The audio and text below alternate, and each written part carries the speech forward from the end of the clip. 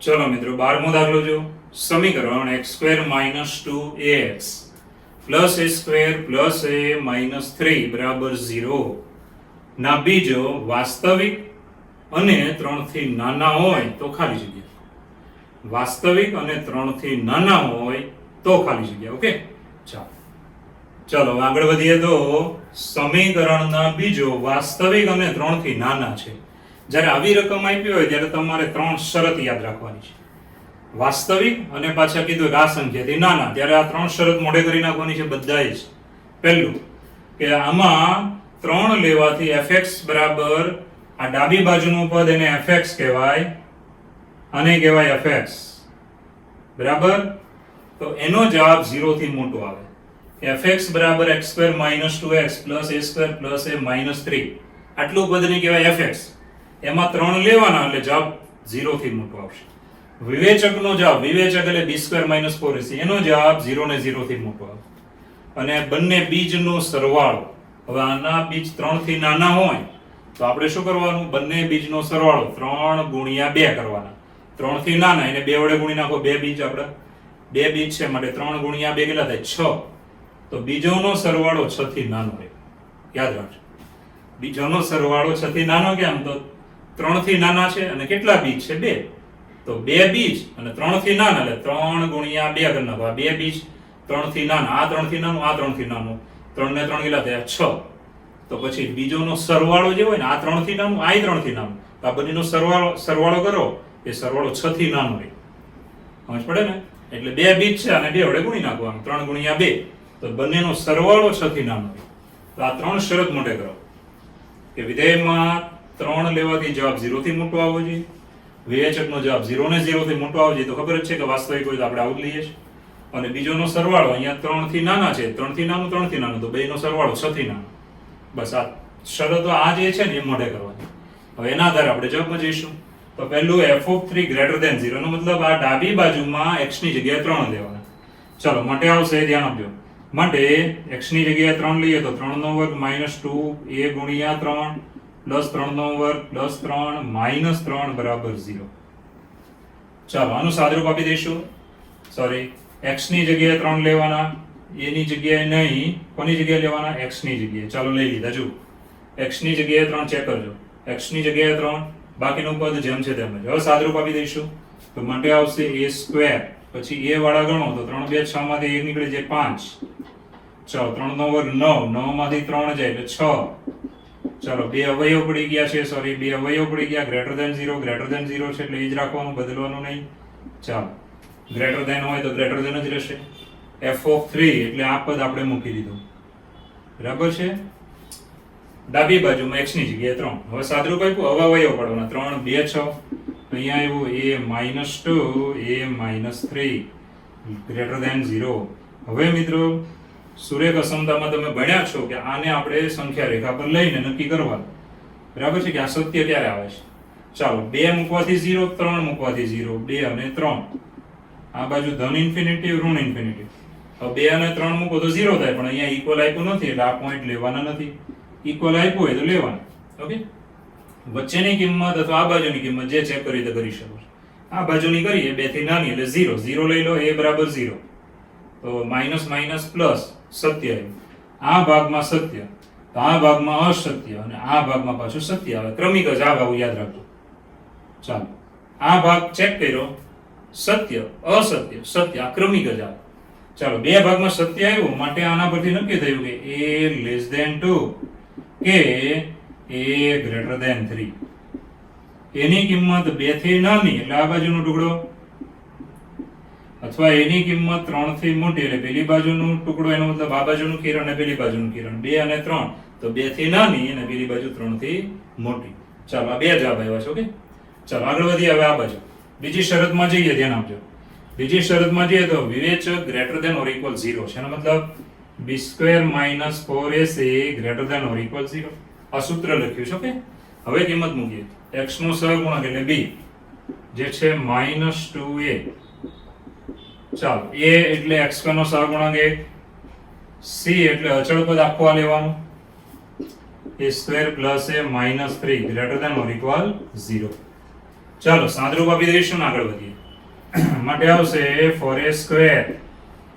પહેલું પદ માઈનસ નો વર્ગ એટલે પ્લસ, આને પણ ગુણી નાખીએ તો -4a² -4a અને 4 3 12 +12 ગ્રેટર ધેન ઓર ઇક્વલ 0.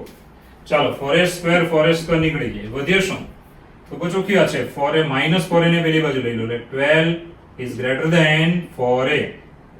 બરાબર છે. 4 વડે ભાગી નાખીએ તો 4 3 12. માટે એની કિંમત કેવી મળી? 3 અને 3 થી નાની. 3 અને 3 થી નાની. આ જે બે શરત આવી હતી ને તે આપણે આમાં હોય અથવા આમાં હોય. હવે આ તો પછી આ બે તો સેપરેટ શરત છે એટલે આ બેનું તો પાલન થવું છે ને. આમાંથી કયું એની સાથે મેચ થાય તે લેવાનું. ચાલો આમાં એક જવાબ આવી ગયો. હવે આગળ વધીએ છેલ્લામાં બીજોનો સરવાળો 6 થી નાનો. તો બીજોનો સરવાળો 6 થી નાનો. સરવાળો એટલે તમને યાદ હશે સૂત્ર કયું? તો બે બીજ આલ્ફા ને બીટા હોય તો સરવાળો શું થાય? દ્વિઘાત સમીકરણમાં આલ્ફા બીટા જો બીજ હોય તો સરવાળો થાય -b/a. તો બીજોનો સરવાળો આલ્ફા પ્લસ બીટા બરાબર આપણે કહીએ છીએ -b/a પ્રમાણે -b/a લેસ ધેન 6. બીજોનો સરવાળો 6 થી નાનો. ચાલો b એટલે x નો સહગુણક છે. b એટલે x નો સહગુણક -2a. a એટલે x² નો સહગુણક 1. બરાબર. હવે સાદરૂપ આપી દઈએ. 2 વડે ભાગી નાખીએ માઈનસ માઈનસ પ્લસ 2 3 6. હવે મિત્રો તમે જોઈ શકો છો કે જે આ બે શરત આવી એમાં કિંમત કેવી આવી? તો આ બધાનો છેદ લેવાનો હોય છે 3 થી નાની. આ બેમાં કિંમત આવી 3 થી નાની. તો આમાં એ ભાગ કયો આવે? 3 થી નાનો. તો આ ભાગ આવશે. આ ભાગનું પેલા સાથે મેચ થતું નથી. બરાબર છે. એટલે આ 1 2 ને 3 આ ત્રણે ત્રણમાં છેદ લઈને આપણે આગળ વધવા. તો 1 2 3 નો છેદ લેતા ચાલો કેવો છેદ મળ્યો? તો જોતા જવાનું. x ની કિંમત 2 થી નાની, 3 થી મોટી, 3 અને 3 થી નાની, 3 થી નાની. તો ભાઈ આ બધાનો છેદગણ કેવો મળે? તો ભાઈ ચોખ્ખી વાત છે અહીંયા અથવા છે. અથવા એનો મતલબ આ પહેલું લેવાનું, પેલા બંને અને આ લેવાનું એનો છે. અથવા આ લેવાનું અને આ બંને એનો છે. ખબર પડે ને? છેદ લેતા એનો મતલબ ધ્યાન આપજો. તો ખાસ ધ્યાન આપજો. નંબર આપી દઉં છું. નંબર 1 બરાબર. ચાલો નંબર 1 બરાબર છે. આને નંબર 2 આપીએ અને આને નંબર 3 આપીએ. હવે આનો છેદગણ તો આ બે સાથે ખાલી ગણો જ આવવાનો છે કારણ કે આમાં 3 થી મોટી છે અને આ બધી નાની છે એટલે છેદગણ ખાલી ગણવાનો. આના છેદ આવશે. ચાલો 1/2/3. ઓકે. હવે મિત્રો આ ત્રણેયનો છેદગણ લઈએ તો કયો જવાબ આવે? 2 થી નાનો. તો a is less than 2. ઘણા કે સાહેબ આ લઈએ તો આને આ બંને સાથે છેદમાં લેશો ને તો ખાલી ગણાવશે. ઓકે. તો મિત્રો એની કિંમત 2 થી નાની એ આપણો થઈ ગયો જવાબ. ચાલો જે જવાબ છે પહેલો આન્સર એ. અને આ દાખલો મિત્રો IIT માં પૂછાઈ ગયેલો છે એટલે આ સારો દાખલો છે એવું વિચારે. તો પહેલા શું કીધું કે દ્વિઘાત સમીકરણના બીજો વાસ્તવિક અને 3 થી નાના છે. વાસ્તવિક છે માટે f(3) > 0. ડાબી બાજુને f(x) કહેવાય. એમાં x ની જગ્યાએ 3 લેશો જવાબ 0 થી મોટો. વિવેચક 0 ને 0 થી મોટો આવે. અને બીજો 3 થી નાના છે તો બે બીજ છે 3 થી નાના તો સરવાળો કરો એટલે 6 થી નાના થાય છે. બરાબર છે. તો આ ત્રણેયમાં શરત લાવવાની. હવે અહીંયા બે ટુકડા આવ્યા હતા તો પહેલા ટુકડા સાથે આ બંનેનો છેદગણ બને છે. બીજા ટુકડા સાથે આ બંનેનો છેદગણ ખાલી ગણ આવે છે તો એ લેવાની જરૂર નથી. પહેલા ટુકડા સાથે આ બંનેનો છેદગણ લઈએ તો એની કિંમત કેટલી આવી? 2 થી નાની. તો આ થઈ ગયો આપણો જવાબ. ચલો મિત્રો 14મો દાખલો જો. શું રકમ આપી છે કે સમીકરણ 3x² + px + 3 = 0 p > 0 નું એક બીજ ધ્યાન આપજો. એક બીજ કરતા બીજું બીજ તેનો વર્ગ હોય. એનો મતલબ એક બીજ ધારો કે આલ્ફા હોય તો બીજું બીજ એનો વર્ગ લેવાનો એનો મતલબ α². એટલે એક બીજ કરતા બીજું બીજ તેનો વર્ગ હોય તો p બરાબર ખાલી જગ્યા. તો એક બીજ અને બીજા બીજની વાત છે. તો આ બે બીજ છે મિત્રો. એમાં એક બીજ કરતા બીજું બીજ તેનો વર્ગ છે. બરાબર છે. એટલે બીજું બીજ એક બીજનો વર્ગ હોય, બીજું બીજ એ એક બીજનો વર્ગ હોય તો p બરાબર ખાલી જગ્યા. ટોટલ બીજ કેટલા મળે? તો તમે જોઈ શકો છો કે સમીકરણમાં 2 ઘાત છે. 2 ઘાત દ્વિઘાત સમીકરણ ગણાય. દ્વિઘાત સમીકરણ, જેટલી ઘાત એટલા બીજ. બે ઘાત છે માટે બે બીજ. એક બીજ ગમે તે હોય, બીજું બીજ એનો વર્ગ છે. ઓકે, તો p બરાબર ખાલી જગ્યા. તો સૌપ્રથમ ધ્યાન આપજો કે આ સમીકરણ, ધ્યાન આપજો કે આ સમીકરણ માટે એનું એક બીજ આપણે ધારી લીધું આલ્ફા. આલ્ફા બીજ આપણે ધારી લીધું મિત્રો. તો બીજું બીજ એનો વર્ગ છે, એટલે બીજું બીજ કેવું થાય? તો આલ્ફાનો વર્ગ. ઓકે, તો બીજું બીજ થયું આલ્ફાનો વર્ગ. હવે તમને ખબર જ છે કે બે બીજનો સરવાળો બરાબર માઇનસ b બાય a. બે બીજનો સરવાળો બરાબર શું આવે? તો માઇનસ b બાય a. અને બે બીજનો ગુણાકાર કેટલો આવે? તો c બાય a. તો બે બીજનો સરવાળો અને ગુણાકાર. તો મિત્રો a b c બરાબર કેટલા? તો a બરાબર 3, b બરાબર p લેવાનો અને c બરાબર 3 લેવાનો. તો a બરાબર 3, b બરાબર p અને c બરાબર 3. સૂત્રમાં મૂકી દઈએ તો બે બીજનો સરવાળો, એક બીજ આલ્ફા અને બીજું બીજ આલ્ફા સ્ક્વેર. બે બીજનો સરવાળો બરાબર માઈનસ p ના છેદમાં 3. ઓકે, અને બે બીજનો ગુણાકાર આલ્ફા ગુણ્યા આલ્ફા સ્ક્વેર. આ બે બીજનો ગુણાકાર બરાબર c બાય a. એનો મતલબ 3 ના છેદમાં 3. 3 ના છેદમાં 3 એટલે ઉડી જાય 1, એટલે આલ્ફા ની 3 ઘાત બરાબર 1. અહીંયા શું કર્યું? તો મિત્રો આલ્ફા સામાન્ય નીકળે, એટલે આ પદ બન્યું એને સમીકરણ નંબર 1 આપી દીધું. ઓકે, હવે મિત્રો આગળ વધીએ તો આની અંદર સાદરૂપ શરૂ રાખવાનું કે બંને બાજુએ, આની બંને બાજુએ આપણે 3 ઘાત કરવાની. આની બંને બાજુએ 3 ઘાત કરવાની. એમ ખબર કેમ પડે? તો અહીંયા જોવાનું 3 ઘાત છે ને એને વાપરવાનું છે. એટલે તો 3 ઘાત બંને બાજુએ કરી દઈએ તો આલ્ફાની 3 ઘાત, આ પદની 3 ઘાત અને માઈનસ p/3 ની 3 ઘાત. આલ્ફાની 3 ઘાત બરાબર 1.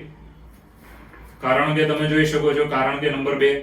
હવે મિત્રો આનું વિસ્તરણ કરો. આનું વિસ્તરણ તમને યાદ હશે કે x + y આખા પદની 3 ઘાત હોય તો વિસ્તરણ કેવું આવે? x ની 3 ઘાત + y ની 3 ઘાત + 3 ગુણ્યા x²y + 3 ગુણ્યા x ગુણ્યા y². તો આનું વિસ્તરણ કર્યું જો. 1 ની 3 ઘાત 1, આલ્ફા ની 3 ઘાત + 3 ગુણ્યા, ધ્યાન આપજો, આલ્ફાનો વર્ગ ગુણ્યા 1 + 3 ગુણ્યા આલ્ફા ગુણ્યા 1 નો વર્ગ. ઓકે, બધું પ્લસ જ છે, એટલે કોઈ ટેન્શન નહીં. ચાલો હવે આગળ વધીએ તો મિત્રો આ 3 ઘાત આને આપી દઈશું એટલે કેટલા થાય? એકી ઘાત છે એટલે માઈનસ એમ રહેશે. p ની 3 ઘાત, 3 ની 3 ઘાત 27. હવે મિત્રો 27 ને ડાબી બાજુમાં લઈ લેવાના. બરાબર, આલ્ફા ની 3 ઘાત 1 લઈ લીધું. 27 ડાબી બાજુમાં ફરીવાર આલ્ફા ની 3 ઘાત બરાબર 1. આલ્ફા ની 3 ઘાત બરાબર 1. ઓકે, હવે મિત્રો અહીંયા જે આ બે પદ વધ્યા છે, આ બે પદમાંથી સામાન્ય નીકળે કોણ? તો 3 આલ્ફા. 3 આલ્ફા કોમન એટલે આવું આવી ગયું. બરાબર છે. હવે મિત્રો ખાસ ધ્યાન આપજો, 1 અને 2 કર્યા આપણે.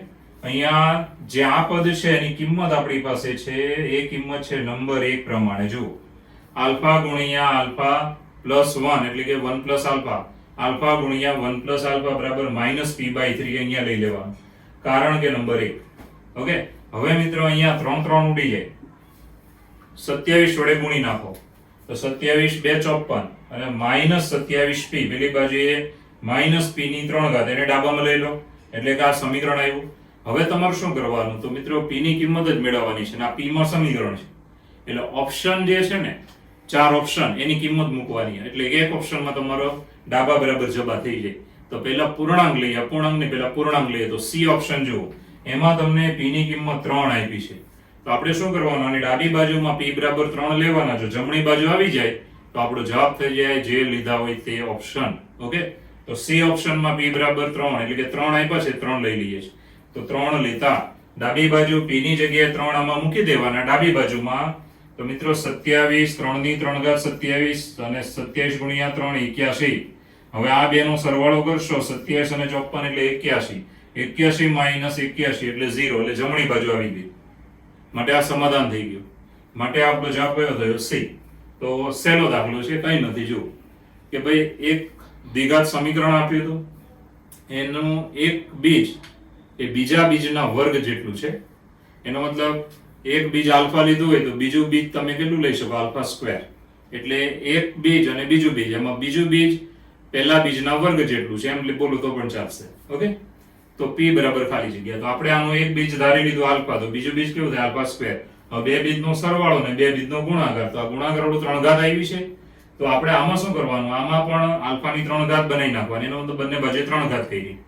આલ્ફાની 3 ઘાત બરાબર 1 લઈ લેવાનું.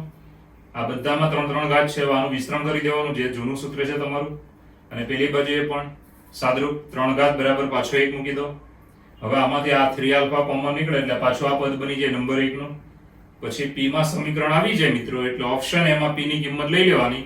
જે ઓપ્શન વડે સમાધાન થઈ જાય તે ઓપ્શન આપણો શું થઈ જાય? જવાબ. આ છે આપણો જવાબ.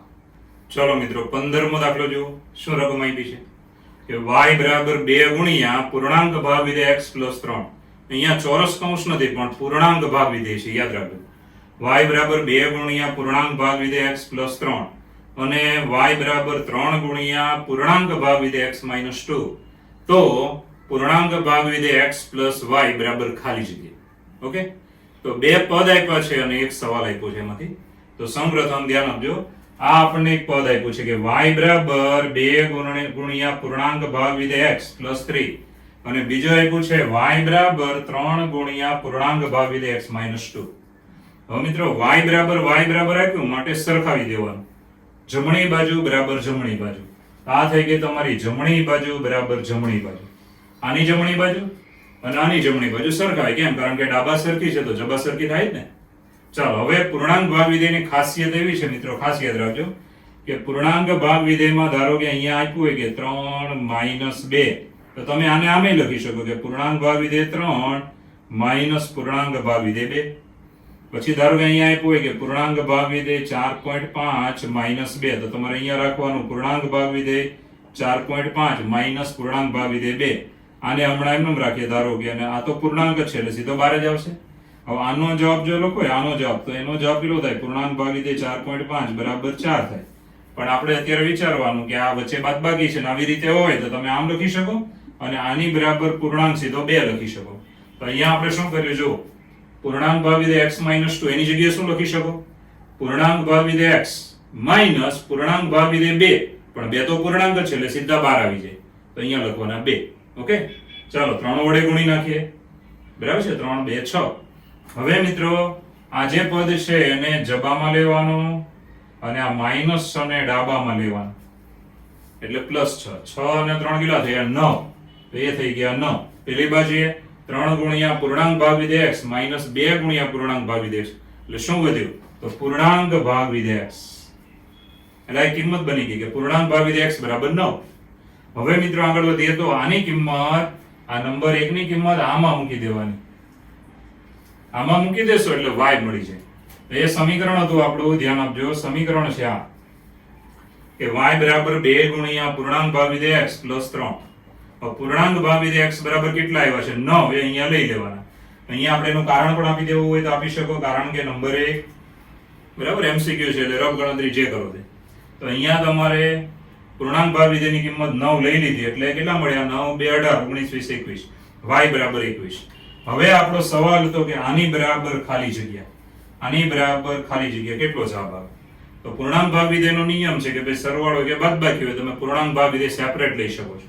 તો પૂર્ણાંક ભાગ વિધેય ધ્યાન આપજો, પહેલા તો y ની કિંમત આવી ગઈ એટલે અહીંયા મૂકી દેવાની કે y બરાબર કેટલા? તો 21. હવે સેપરેટ લઈ લો તો પૂર્ણાંક ભાગ વિધેય x અને પૂર્ણાંક ભાગ વિધેય 21, એટલે તો 21 જ આવે, સીધા બહાર જ આવી જાય, પૂર્ણાંક છે એટલે. ઓકે, ચાલો પૂર્ણાંક ભાગ વિધેય x ની કિંમત 9 જે આપણે આગળ મેળવી છે નંબર 1 માં, એ અહીંયા લઈ લેવાનું. હવે 9 અને 21 કેટલા થયા? 30. માટે આપણો જવાબ છે C. તો મિત્રો સહેલો દાખલો છે, બીજી વાર રિપીટ કરું છું, ધ્યાન આપજો. રકમ શું હતી કે y બરાબર 2 ગુણ્યા પૂર્ણાંક ભાગ વિધેય x પ્લસ 3 અને y બરાબર 3 ગુણ્યા પૂર્ણાંક ભાગ વિધેય x માઇનસ 2. તો પૂર્ણાંક ભાગ વિધેય x પ્લસ y બરાબર ખાલી જગ્યા. તો આ જબા સરખાવી દેવાની. અહીંયા પૂર્ણાંક ભાગ વિધેય સેપરેટ આપો તો પૂર્ણાંક ભાગ વિધેય 2 બરાબર 2 જ આવે. પછી 3 વડે ગુણી નાખો અને આમાંથી સાદરૂપ આપશો એટલે પૂર્ણાંક ભાગ વિધેય x બરાબર 9 મળે, નંબર 1. હવે આની કિંમત આ પહેલામાં લઈ લેવાની એટલે y બરાબર 21 મળે. હવે તમારે આની સવાલની અંદર y બરાબર 21 લેવાના. પછી પૂર્ણાંક ભાગ વિધેય સેપરેટ. પૂર્ણાંક ભાગ વિધેય 21 હોય ને આમ 21, તો આ મિત્રો આનો જવાબ 21 જ આવે કારણ કે પૂર્ણાંક જ છે એટલે સીધા 21 આવી ગયા બહાર.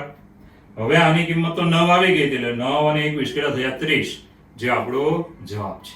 ચલો મિત્રો 16મા દાખલાની રકમ જુઓ. શું કીધું છે જુઓ કે સમીકરણ ax² bx c બરાબર 0 ના બીજ આલ્ફાના છેદમાં આલ્ફા માઇનસ 1 અને આલ્ફા પ્લસ 1 ના છેદમાં આલ્ફા હોય તો a plus b plus c આખા પદની 2 ઘાત whole raised to 2 is equal to dash બરાબર ખાલી જગ્યા. એક સમીકરણ આપ્યું છે, એના બે બીજ તમને આપ્યા છે, તો તમારી પાસે માંગ્યું છે કે a + b + c નો વર્ગ બરાબર ખાલી જગ્યા. ઓકે, તો સૌપ્રથમ બે બીજનો સરવાળો અને બે બીજનો ગુણાકાર એમ જ જવાનું. તો આ સમીકરણના બીજ મિત્રો આલ્ફાના છેદમાં આલ્ફા -1 અને આલ્ફા +1 ના છેદમાં આલ્ફા છે. હવે બે બીજનો સરવાળો એટલે આપણું સૂત્ર બને -b/a, સેમ ટુ સેમ એ જ આવશે, અને બે બીજનો ગુણાકાર બરાબર આવે c/a. ઓકે, અચળ પદ છેદમાં x² નો સહગુણક એટલે c/a. હવે બે બીજનો સરવાળો અને બે બીજનો ગુણાકાર. તો પહેલા આપણે ધ્યાન આપજો, સાદરૂપમાં જઈએ ગુણાકારમાં, કે આલ્ફા આલ્ફા ઉડી જાય, શું વધ્યું? આલ્ફા +1 છેદમાં આલ્ફા -1 બરાબર c/a. હવે આપણે ખાલી આલ્ફાની કિંમત બનાવીને પછી આગળ વધવું પડે. તો સૌપ્રથમ આવી જાય એટલે અહીંયાથી તમારે મિત્રો યોગ વિયોગ લેવાનો. યોગ એટલે અંશમાં અંશ છેદનો સરવાળો, વિયોગ એટલે છેદમાં અંશમાંથી છેદ બાદ કરવાનો. તો યોગ વિયોગ એટલે અંશમાં છેદ ઉમેરી દો અને વિયોગ એટલે છેદમાં અંશમાંથી છેદ બાદ કરો. ઓકે, તો યોગ એટલે આ બંનેનો સરવાળો ઉપર લખો અને છેદમાં શું લખવાની? બંનેની બાદબાકી. તો યોગ વિયોગ, યોગ એટલે સરવાળો કરો જે કેટલા આવે તો -1 +1 તો નીકળી જ જવાના. આલ્ફા આલ્ફા 2 આલ્ફા અને જમણી બાજુએ c + a. વિયોગ હવે છેદમાં બાદબાકી કરવાની, આ બંનેની બાદબાકી લખો તો શું આવે? આલ્ફા નીકળી જાય 1 -1 એટલે 2 એટલે કે 2 છેદમાં આવે. અહીંયા બાદબાકી એટલે c - a છેદમાં. આને કહેવાય યોગ વિયોગ. યોગ વિયોગને અંગ્રેજીમાં કહેવાય કોમ્પોનેન્ડો ડિવાઇડેન્ડો. કોમ્પોનેન્ડો ડિવાઇડેન્ડો. ઓકે, અંગ્રેજી નામ જસ્ટ એડવાન્સ આપવા જવાનું થાય તો અંગ્રેજીમાં બધું આવશે. હવે મિત્રો બબે ઉડી જાય છે એટલે આલ્ફા આપણને મળી ગયો c + a છેદમાં c - a. આને નંબર 1 આપી દીધો. હવે આ આલ્ફાની કિંમત આપણે મૂકીને સાદરૂપ અહીંયા આપીશું, એટલે જરાક ધ્યાન આપજો, સાદરૂપ થોડું ગેવી છે. સૌપ્રથમ અહીંયા લસા લઈ લેવાનો, ધ્યાન આપજો, આલ્ફા ગુણ્યા આલ્ફા, આલ્ફા².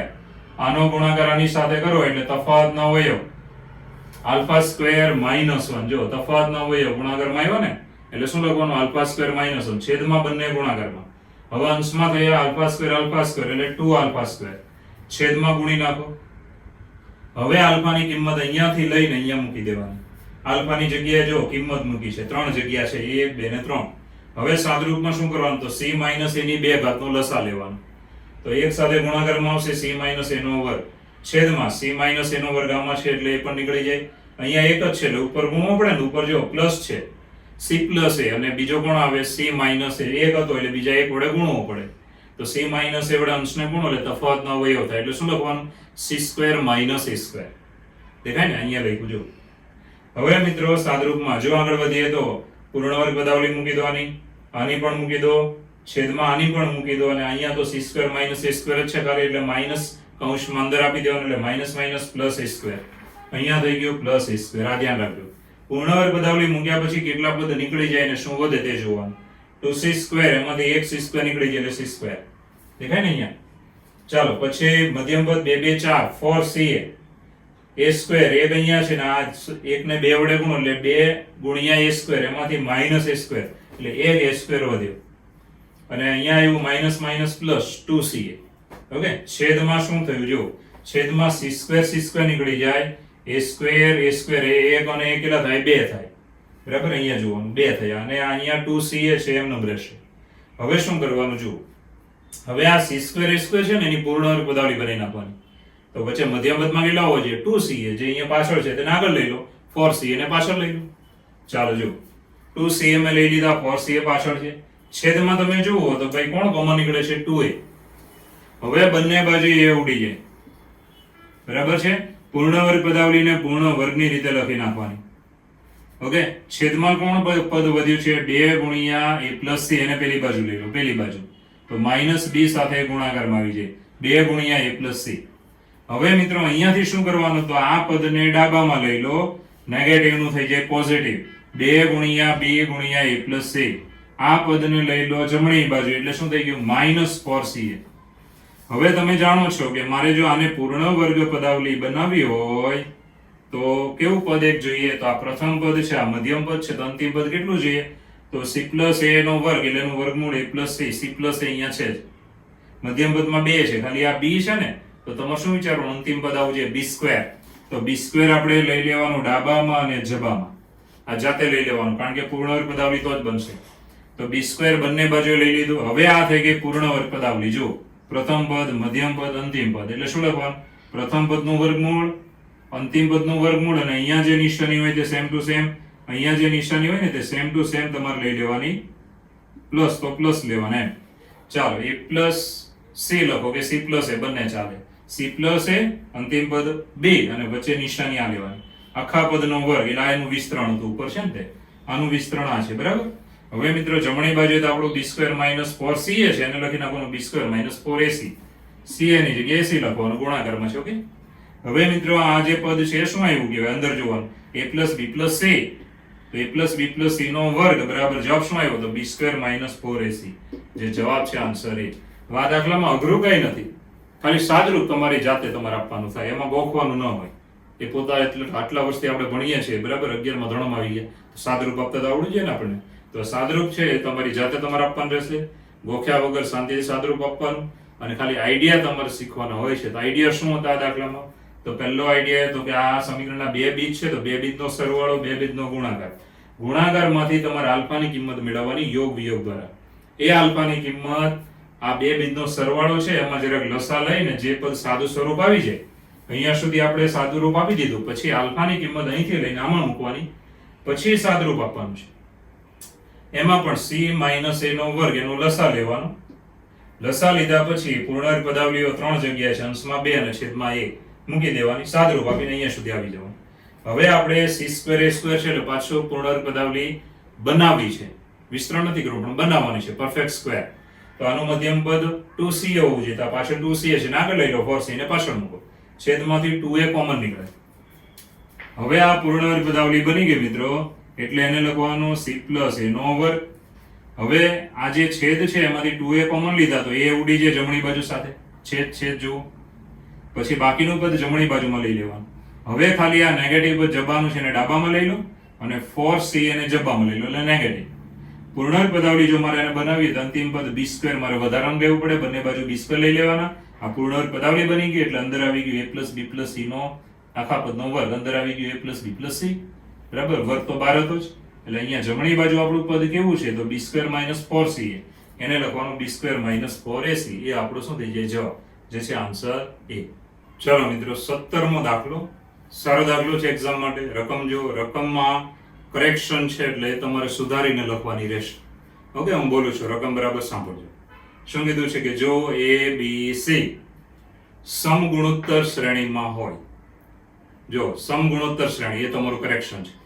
તો a b c small a b c સમગુણોત્તર શ્રેણીમાં હોય અને સમીકરણ, તો સમીકરણ છે ax² + 2bx + c = 0, અને બીજું સમીકરણ છે મિત્રો dx² + 2ex + f = 0 ને સામાન્ય બીજ હોય, બરાબર. આ બે સમીકરણને સામાન્ય બીજ હોય. સામાન્યનો મતલબ શું? કે આ બંને સમીકરણનું સરખું બીજ છે. પહેલામાં જે બીજ આવ્યું એ બીજાનું છે, ને બીજાનું બીજ હોય એ પહેલાનું છે, એટલે બંનેનું સામાન્ય બીજ હોય. તો સામાન્ય બીજ હોય તો તમારે મેળવવાનું છે મિત્રો d/a + e/b, sorry d/a, e/b, f/c, એ ખાલી જગ્યા. તો રકમ તમારે આવી રીતે સમજવાની. શું ફરી કે જો a b c સમગુણોત્તર શ્રેણીમાં હોય અને સમીકરણ છે મિત્રો, પહેલું સમીકરણ આપેલું છે તે જુઓ, અને સમીકરણ ax² + 2bx + c = 0 તથા ચાલો બીજો આપ્યું છે તે dx² + 2ex + f = 0 ને સામાન્ય બીજ હોય, ને આ બે સમીકરણને સામાન્ય બીજ હોય તો d/a અલ્પવિરામ, e/b અલ્પવિરામ, f/c એ ખાલી જગ્યા. આવી રીતે સવાલ છે કે આ ત્રણ આપ્યા છે ને અલ્પવિરામ કરીને, એ ખાલી જગ્યા. તો ઓપ્શનમાં આપ્યા છે સમાંતર શ્રેણીમાં છે, સમગુણોત્તર શ્રેણીમાં છે, વગેરે વગેરે, બરાબર છે. તો જુઓ સોલ્યુશન. abc, ધ્યાન આપજો, abc સમગુણોત્તર શ્રેણીમાં છે. સમગુણોત્તર શ્રેણીને અંગ્રેજીમાં કહીએ છીએ GP, જેને પૂરેપૂરું નામ છે જીઓમેટ્રિક પ્રોગ્રેશન. જીઓમેટ્રિક પ્રોગ્રેશન શોર્ટમાં કહેવાય GP. તો જ્યારે ત્રણ પદ સમગુણોત્તર શ્રેણીમાં હોય ત્યારે તમે સૂત્ર મોઢે કરી નાખજો મિત્રો. તો મોઢે કર્યું હોય તો કોઈ પ્રોબ્લેમ નથી, અથવા મોઢે કરી નાખજો કે વચ્ચેના પદનો વર્ગ બરાબર પહેલું ગુણ્યા ત્રીજું. વચ્ચેના પદનો વર્ગ બરાબર પહેલું ગુણ્યા ત્રીજું પદ. ઓકે, એટલે સમગુણોત્તર શ્રેણીનું આ સૂત્ર છે. હવે મિત્રો એક સમીકરણ પહેલું આપ્યું છે, લઈ લેવાનું કે x² + 2bx + c બરાબર 0. હવે આની અંદર b ની કિંમત મૂકવાની. b ની કિંમત નંબર 1 માંથી કેવી બને? તો b બરાબર વર્ગમૂળમાં 80. b² બરાબર 80, તો b બરાબર વર્ગમૂળમાં 80 અહીંયા લઈ લેવાનું. હવે તમે જોઈ શકો કે આ જે આવ્યું તે પૂર્ણ વર્ગ પદ છે. જો પૂર્ણ વર્ગ એક્ઝેક્ટ જોઈ શકો છો. મધ્યમ પદ જુઓ, √a બરાબર આનું વર્ગમૂળ છે જ, x² નું વર્ગમૂળ તો x એ પણ છે. અંતિમ પદ c જુઓ, c નું વર્ગમૂળ √c છે. મધ્યમ પદના 2 પણ છે. તો પૂર્ણ વર્ગ પદ છે એટલે પૂર્ણ વર્ગની રીતે લખીએ તો પહેલા પદનું વર્ગમૂળ, આ નિશાની લેવાની, પ્લસ અને છેલ્લા અંતિમ પદનું વર્ગમૂળ અને આ પદનો વર્ગ. તો પૂર્ણ વર્ગ પદાવલી, ચાલો બંને બાજુ વર્ગમૂળ લઈએ તો 0 નું વર્ગમૂળ 0. √c ને પેલી બાજુ લઈ લો અને √a ને છેદમાં લઈ લો એટલે x ની કિંમત મળી ગઈ. આ x ની કિંમત -√c/√a. એને શું કહેવાય? તો આ સમીકરણનું એને કહેવાય બીજ અથવા એનો ઉકેલ. હવે આનું બીજ આવી ગયું. હવે બીજું સમીકરણ આપ્યું એનું અને આનું બીજ તો સામાન્ય છે, એનો મતલબ બંનેનું એક જ બીજ છે. તો આ બે એ જે આવી ગયું તે આ બીજ એ સમીકરણનું પણ બીજ છે, કારણ કે પક્ષ. આ સમીકરણનું બીજ હોય તો આમાં x ની કિંમત આ લઈ લેવાની. બીજ હોય તો હંમેશા ડાબા બરાબર જબા થાય છે. તો મિત્રો x ની જગ્યાએ લઈ લીધું, જો દેખાય ને, x ની જગ્યાએ લઈ લેવાનું. જમણી બાજુ 0 છે એટલે એ એમ રાખવાનું. હવે અહીંયા વર્ગ કરો એટલે નેગેટિવ નો વર્ગ પોઝિટિવ, અંડરરૂટ નીકળી જાય, c/a વધે. ઓકે, હવે આ પદ માઈનસ છે અને જમણી બાજુમાં લઈ લેવાનું એટલે કેવું થઈ જાય? પ્લસ. તો આ પદને આપણે લીધું જમણી બાજુમાં, બાકીનું બધું એમનેમ છે. હવે મિત્રો ધ્યાન અહીંયા રાખજો કે હવે આપણે શું કરવાનું? બધાને c વડે ભાગવાના. ઘણા કે સાહેબ ખબર કેમ પડે? તો આપણો સવાલ જોવાનો. d/a છે, જો પેલું પદ જો d/a છે, તો અહીંયા d/a તો છે, c વધારાનું છે, તો c વડે બધાને ભાગી નાખો. ચાલો આને ભાગો એટલે c ઉડી જાય, d/a આવી ગયો. ખાલી એક પદ બનાવો તો બીજા ઓટોમેટિક બની જાય. ચાલો f/c એ પણ આમાં છે જવાબમાં, જો એટલે c વડે ભાગવાનું છે, તો d/a + f/c અને અહીંયા d, ધ્યાન આપજો, અહીંયા c વડે ભાગો એટલે 1/c એમનેમ ને આ પદ એમનેમ છો કે. હવે મિત્રો અહીંયા તમારે √c ઉડી જાય. જો અંશમાં √c છે અને છેદમાં c છે એટલે √c તમે ઉડાડી શકો. તો છેદમાં શું વધ્યું? √c ને √a એટલે √ac. હવે √ac એટલે અહીંયાથી પાછું બની જાય. જો તો √ac બરાબર b આવે, તો અહીંયા b લખી નાખવાનું. હવે જે પદ આવ્યું ને તે તમારું એક્ઝેક્ટ એક સૂત્ર આવી ગયું છે. તો સૂત્ર કેવું છે? સૂત્ર આ બાજુ નોંધમાં જુઓ, જ્યાં સેમ તમારે લખી નાખવાનું રહેશે કે abc ધ્યાન આપજો, સમાંતર શ્રેણીમાં હોય. સમાંતર શ્રેણીને અંગ્રેજીમાં કહેવાય AP. AP એટલે પૂરું નામ છે એરિથમેટિક પ્રોગ્રેશન. બરાબર છે, એરિથમેટિક પ્રોગ્રેશન, AP સમાંતર શ્રેણી. તો સમાંતર શ્રેણીમાં હોય તો 2 ગુણ્યા વચ્ચેનું પદ બરાબર શું? તો પહેલું વત્તા ત્રીજું, તો a + c બરાબર 2b. તો આવી રીતે અહીંયા પદ આવ્યું. જો આ બે નો સરવાળો બરાબર 2 ગુણ્યા આ પદ.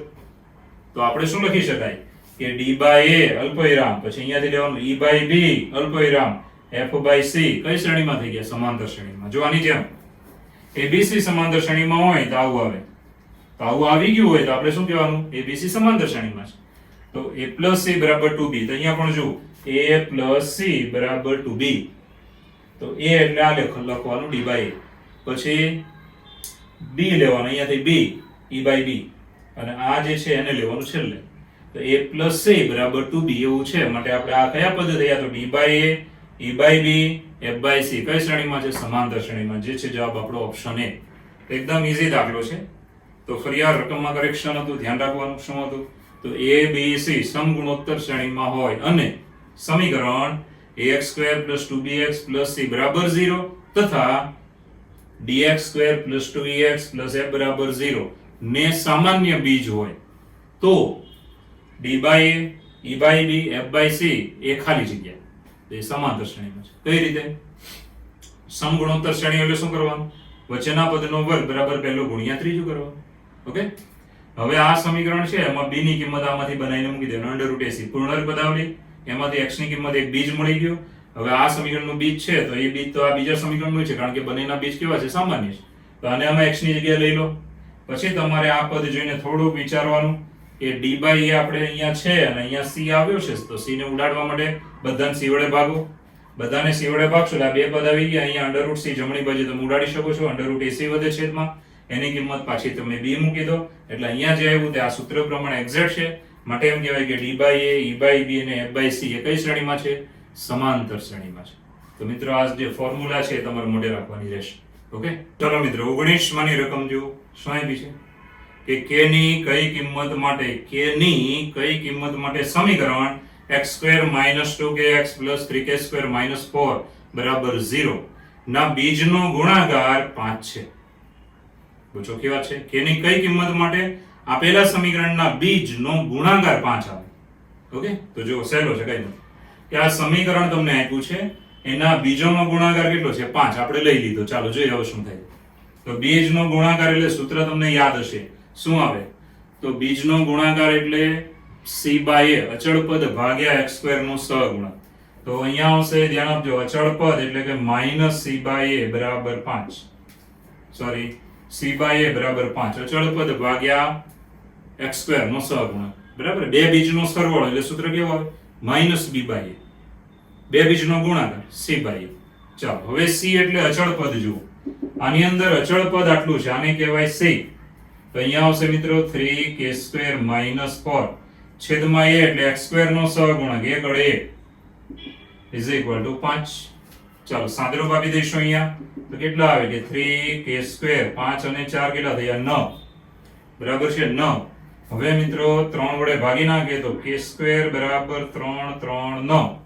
માટે k ની કિંમત શું આવી? તો ભાઈ k ની કિંમત આવી વર્ગમૂળ ± વર્ગમૂળ 3. આવી કિંમત આવી. હવે આપણે છે ને ચેક કરવાનું છે કે આ જે કિંમત k ની આવી છે, તો આવી કિંમત માટે સમીકરણના બીજ કેવા છે. સવાલમાં એવું છે કે ભાઈ k ની કઈ કિંમત માટે આપેલા સમીકરણના બીજનો ગુણાકાર 5 થાય તો બીજ એ કેવા છે? વાસ્તવિક છે, સંકર સંખ્યા છે, કેવા છે? તો k તો આપણે મેળવી લીધો. બરાબર, ગુણાકાર 5 છે એવું આપ્યું એટલે k મળી ગયો. પણ k લઈને હવે આપણે આમાં મૂકીએ છીએ તો આપણું સમીકરણ કેવું આવશે? તો સમીકરણ આવશે મિત્રો x² - 2kx. k ની કિંમત પ્લસ ઓર માઈનસ છે એટલે અહીંયા પણ એ થઈ જાય +- 2k. k બરાબર છે √3 પ્લસ ઓર માઈનસ તો આપણે લઈ લીધા ગુણ્યા x. ચાલો પ્લસ હવે k², અહીંયા k² છે કેટલા છે? તો 3. તો અહીંયા થાય 3 3 9. 9 માંથી 4 જાય તો 5 + 5 બરાબર 0. આવી રીતે હવે મિત્રો આ સમીકરણ માટે આપણે વિવેચક નક્કી કરવાનું. અને આ ક્યાંથી મળ્યું તો ખબર ન પડે તો આને નંબર આપી દેવાનો મિત્રો. નંબર 1 કારણ કે નંબર 1 તો તમને ખબર પડી જાય કે મૂકી દીધો આમાં. બરાબર છે ને? હવે મિત્રો આનો વિવેચક માટે વિવેચક બીજ કેવા છે નક્કી કરવું હોય તો વિવેચક લેવાનો. વિવેચક d બરાબર b² - 4ac. આ સૂત્ર છે જે તમે જાણો છો. વિવેચકને અંગ્રેજીમાં કહેવાય ડિસ્ક્રિમિનન્ટ.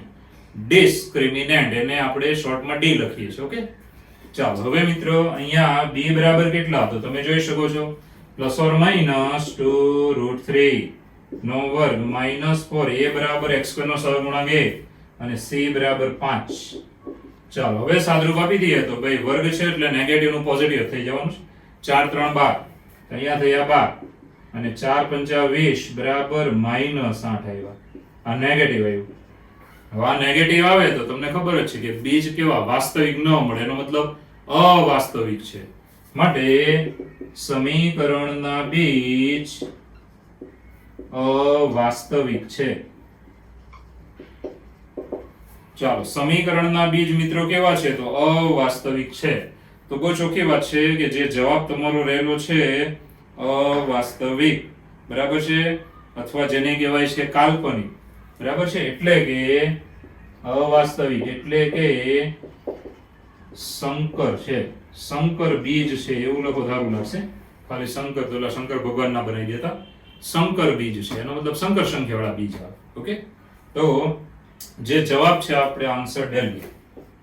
Answer daily. તો મિત્રો આ થઈ ગયો આપણો જવાબ આન્સર ડેલી. ખાસ ધ્યાન રાખજો શું કર્યું તે.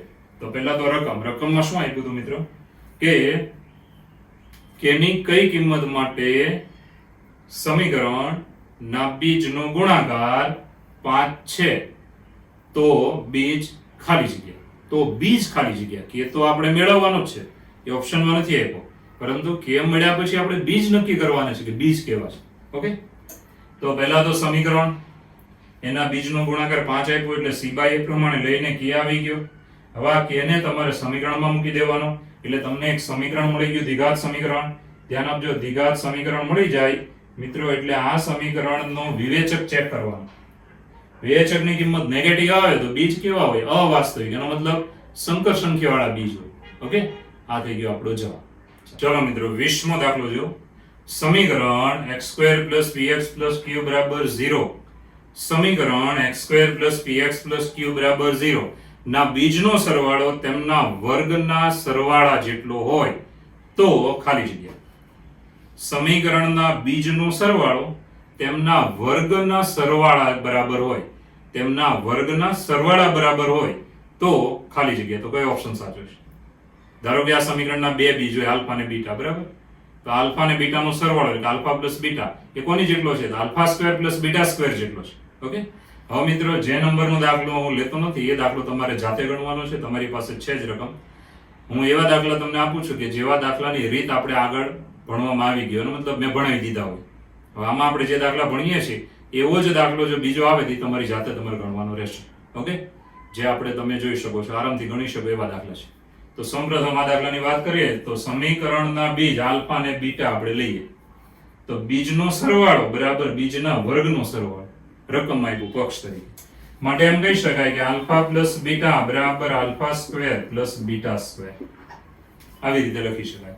હવે મિત્ર આ જમણી બાજુનું પદ છે ને એને આપણે આવી રીતે લખીએ કે આલ્ફા પ્લસ બીટાનો વર્ગ મેં લઈ લીધો તો મધ્યમ પદ અહીંયા આવે પણ આમાં તો નથી એટલે એને બાદ કરવું પડે.